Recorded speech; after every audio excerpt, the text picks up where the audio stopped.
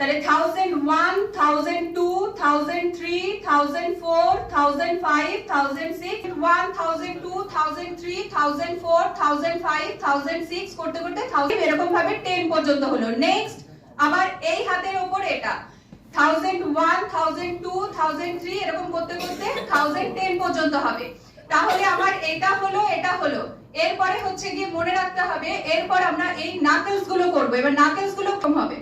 এরপর এই জিনিসটা কিরকম ভাবে 1001, 1002, 1003, 1004 করে 1010 পর্যন্ত হবে। নেক্সট আবার অপোজিট হাতে এই জিনিসটা বাইরে থাকবে 1001, 1002, 1003 করতে করতে 1010 পর্যন্ত হবে। এরপরে দেখুন আমরা নাকলস গুলো করতে গিয়ে আমার বুড়ো আঙুল বাদ চলে গেল।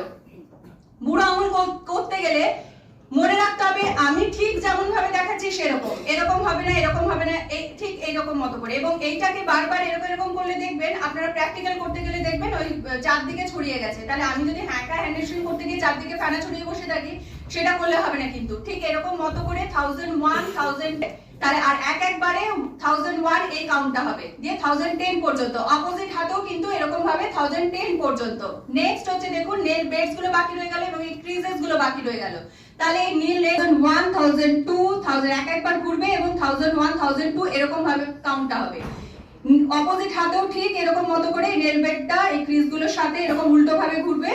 তারপর হচ্ছে গিয়ে দেখুন বাদ রইল এখান থেকে এতটা। তাহলে আমরা 1010 পর্যন্ত যদি গুনি 1005 পর্যন্ত মাঝ পর্যন্ত এবং তারপরে বাকিটা 1001, 1002, 1003, 1004, 1005, 1006, 1007, 1008, 1009, 1010 অপোজিট হাতেও ঠিক এরকম